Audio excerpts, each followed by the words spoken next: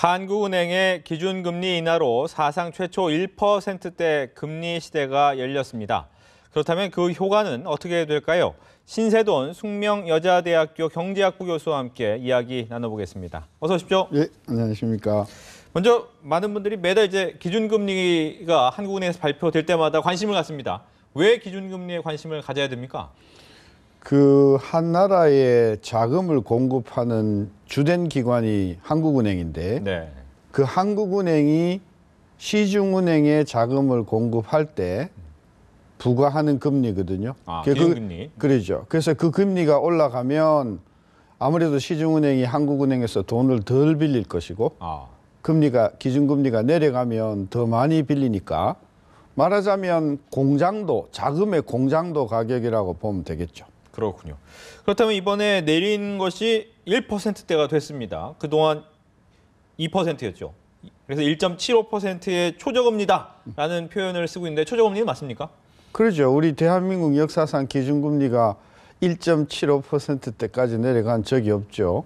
근데 사람들은 이제 2%에서 사상 최초로 1.75까지 내려가니까 거기에 전부 지금 이목이 집중되어 있는데 네. 사실은 지난 2년도 안 되는 사이에 3.75%에서 6번 가까이 내려가지고 1.75거든요. 그러니까 요번만 보면 0.25인데 지난 한 2년을 놓고 보면 2012년 7월서부터 한 6번 내렸죠. 네. 굉장히 많이 내린 거죠. 문제는 이렇게 결정된 이유가 뭐냐. 왜냐하면 이번에 금리를 낮추면서 진작 내렸어야 된다라는 의견도 있고 아니다. 차라리 버텼어야 되는데 왜 내렸냐. 뭐 이런 얘기도 있는데 이번에 왜 내렸다고 보십니까? 진작에 내렸어야 된다는 말에 대해서는 생각해 봐야 할 게 아까 잠깐 말씀드렸지만 네. 2012년 7월서부터 지금 거의 지금 6번에 걸쳐서 내린 거거든요.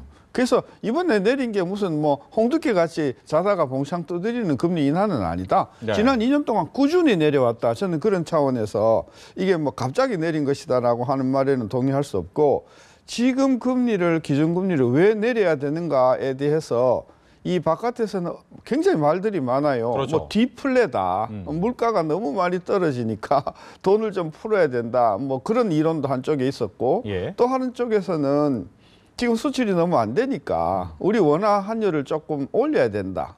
그래 올리려면은 금리가 좀 낮아야 자금이 좀 빠져나가면서 달러 값이 올라가는 거 아닌가.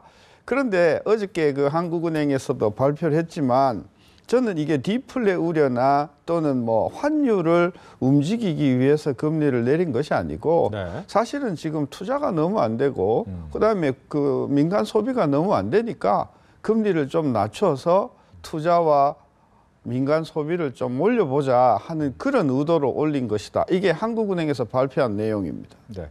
교수님이 말씀하신 것처럼 어떻게 보면 투자도 활성화시키고 돈 좀 잘 돌아가게 만들고 싶다라는 것이 기본 입장인데 보통 윗목의 온기가 아래목까지 빨리 전달되느냐 이런 생각이 가장 궁금하거든요. 바로 어떻게 시중은행 금리는 내려집니까?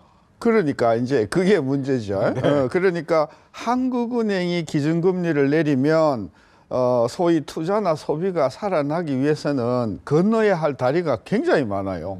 첫째, 한은이 금리를 내렸을 때 대출금리가 내려가줘야 되거든요. 그렇죠. 그래야 사람들이 돈을 좀 싸게 빌린단 말이죠. 네. 그런데 과거의 예를 보면 한은이 금리를 내리면 예금금리는 금방 내려가요. 은행들이 금방 고객들을 예금한테 주는 금리는 많이 내린다고요. 그렇죠. 근데 대출금리는 찔끔찔끔 내리거든요. 네. 그러면 기준금리가 내려가도 대출금리가 안 내려가면 그럼 소비가 살아나냐, 투자가 살아나냐, 네. 살아나지 않죠. 그렇죠. 그다음에 대출금리가 설사 많이 내려갔다고 하더라도 이번에 0.25 내려갔는데 그럼 그게 다 0.25 대출금리가 내려간다 하더라도 사람들이 0.25% 때문에 뭐 집을 더 사고 투자를 더 하고 공장을 더 짓고 하겠는가. 네. 그래서 이 기준금리를 내린다고 투자나 소비가 살아난다고 우리가 그냥 단순하게 연결시키는 것은 좀 심한 말로 하면 네. 나무에서 고기를 구하는 것, 연못 구호와 비슷한 면이 있다 이렇게 이야기할 수 있죠. 네. 그렇다면 우선 궁금한 점은 뭐 말씀하신 것처럼 뭐 수출이나 이런 부분 빼고 우선 개인적인 입장에서 금리가 내려가면 어떤 변화가 생길 수 있습니까? 아까도 얘기했지만 일단 대출 금리가 좀 내려가니까 네. 사람들이 그동안 뭐 금리 부담이 있어서 못 사던 사람들이 한번 차를 한번 사볼까? 뭐 아니면 가구를 한번 바꿔볼까? 뭐 아니면 집을 사볼까? 근데 지금과 같이 이제 소득도 안 올라가고 네. 그다음에 뭐 언제 회사에서 잘릴지 모르고 내일 모레 무슨 일이 벌어질지 모르는 이런 불안한 상태에서 0.25% 대출 금리가 내려갔다고 하더라도 그게 소비나 투자에 진작 효과를 가져올 것인가, 이 부분에 대해서 의문을 가지는 사람들이 많기 때문에 예. 금리 인하의 효과가 그리 대단하지 않을 것이다 고 비판했던 사람들이 많았던 거죠. 또 한 가지는 말씀하신 것처럼 그동안 꾸준히 이제 금리가 내려오지 않았습니까? 내려오는 와중에 결국은 대출이 늘어나서 가계 빚이 늘어났다라는 이제 비판이 많았습니다. 이번에는 어떻습니까? 아까도 이야기했지만 지난 2년 동안에 금리가 3.75에서 1.75까지 내려왔죠. 네. 그러니까 실질적으로 대출 금리가 상당히 많이 떨어졌죠. 따라서 그것 때문에 이제 가계 대출이 많이 늘어났는데 이번에 또 내림으로 해서 좀 더 가계 대출이 더 많이 늘어나겠죠. 근데 그 가계 대출 늘어나는 게 아까도 이야기했지만은 뭐 예를 들면 물건을 사고 자동차를 사고 가구를 사고 이런 쪽으로 되면 내수가 살아나거든요. 네. 그런데 그게 아니라 그 전세값 올려달라고 해서 그 전세값 올리는데 갚는다든지 부동산으로만. 네. 아니면 전세를 줬던 사람들이 그 뭐 이자가 너무 낮으니까 그렇죠. 그래 그러면 나 은행에서 융자 받아 갖고 전세 받은 사람한테 주고 나 월세 놓아버리겠다. 이렇게 해서 가계 대출이 늘어나도 그게 전세와 관련된 그런 자금의 대출이 늘어나면 네. 실질적으로 경제 성장의 효과는 거의 없는 거나 마찬가지고 전세값만 올려놓는 그런 부작용을 가져올 수 있죠. 어떻게 보면 부동산 시장은 활성화되는 겁니까? 그러니까 이제 너무 전세값이 오르고 네. 그다음 이자율이 싸니까 집을 한번 사볼까 하는 사람들이 생겨난다면 뭐 부동산 가격이 조금 오를 수는 있겠지만 예. 그게 얼마나 많을 것인가 좀 더 두고 봐야 되겠죠. 근데 더 우려되는 것은 예. 시장에서 이제 금융 시장에서 돈을 싸게 빌릴 수 있는 사람들이 그 싸게 빌린 돈을 가지고 소위 투기성 부동산 붐을 일으키면 요게 이제 상당히 몇 년 뒤가 되면 많은 피해를 발생시킬 수 있다는 점에서 너무 낮은 금리가 투기성 부동산 경기를 조장할 가능성이 있지 않은가 이런 우려를 하는 사람들이 있죠. 네. 기업적인 측면은 어떻습니까? 기업은 확실히 도움이 됩니까? 그게 이제 뭐 보도에도 있었지만 유동성이 굉장히 유휴 자금이 많은 기업들이 이자율이 뭐 높아서나 돈이 없어서 투자를 안 하고 있는 상황에서 이자율이 조금 내려갔다고 해서 예. 투자가 더 될 것이다. 우리는 6%, 7%대 금리에서도 투자가 왕성했었던 적이 있거든요. 지금 뭐 5%, 4%로 떨어졌다고 해서 이것이 금리하고 투자가 직접 관계가 되는 시절은 굉장히 오래전에 지나갔죠. 따라서 저는 이것이 투자를 활성화시키려고 하면 금리 요인만으로는 되지 않는다. 네. 그렇다면 교수님이 보시기에 어떤 처방이 좀 필요합니까? 경제를 살리기 위해서. 네. 지금 이 금리 어떻게 보면 금리 낮춘 거 이유가 어떻게 보면 투기가 생기더라도 한번 좀 활성화시켜 보자 이것이 가장 큰 목적이었을 텐데. 그거는 굉장히 위험한 생각이죠. 네. 왜냐하면 우리가 서브 프라임 모기지 그 사태가 바로 그것 때문에 생겼던 거거든요.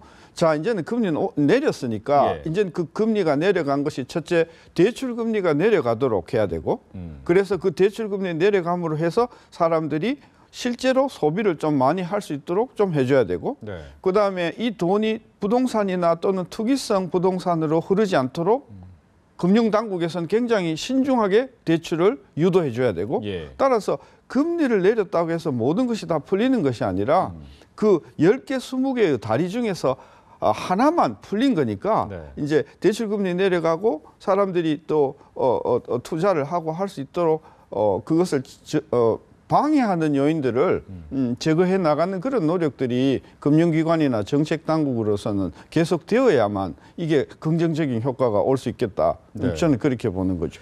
신세동 교수님께 이것도 질문 드리고 싶습니다. 어떻게 보면 최근에 가장 논란이 되는 것이 월급 아니겠습니까? 월급을 올려줘라라는 이제 정부의 입장이 있고 어떻게 보면 기업 입장에서는 그렇게 올린 것도 좀 부담스러울 뿐만 아니라 그게 과연 도움이 되겠느냐 이런 입장도 있고 어떻습니까?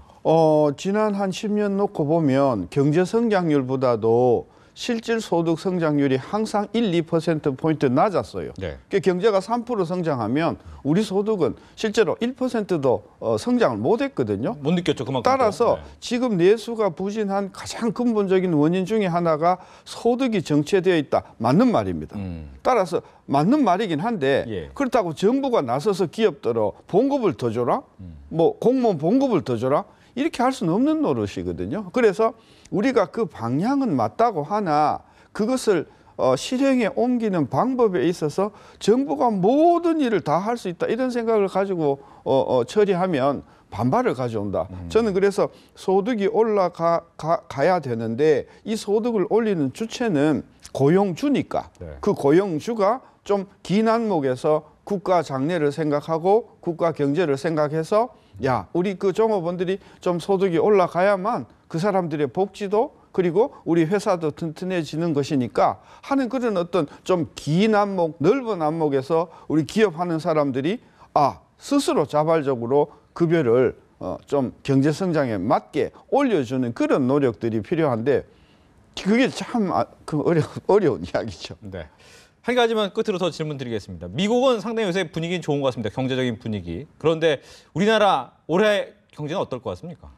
미국이 좋다는 것도 심리적으로 컨피던스, 즉 유가가 많이 떨어지니까 미국 사람들이 상당히 저 유가에 대한 그 긍정적인 사고가 많아서 그런 것이지 네. 실제 경제 성장률을 보면은 지난 한 6년 동안 3% 포인트를 넘어간 적이 없어요. 따라서 미국 경제가 그리 크게 좋은 것은 아니다. 저는 네. 그래 보고 올해 우리 성장률이 뭐 정부는 3.4, 3.5 이렇게 보고 있는데 그냥 숫자로만 비교해 보면 미국보다 나은 것이죠. 문제는 아까도 3.5% 성장을 해도 우리 대다수의 국민들이 실제로 집에 가져가는 돈은 그보다 훨씬 낮으니까 사실상 수치적으로는 굉장히 좋은 것 같아 보여도 사실상 우리 대다수의 국민들은 경제가 전에 작년, 저작년보다 훨씬 어려운 경제라고 자꾸 느낄 수밖에 없는 상황이다. 알겠습니다. 이렇게 해서 한국은행 기준금리 인하에 대한 이야기 그리고 우리나라 경제에 대한 이야기 신세돈 숙명여자대학교 경제학부 교수와 함께했습니다. 오늘 얘기 잘 들었습니다.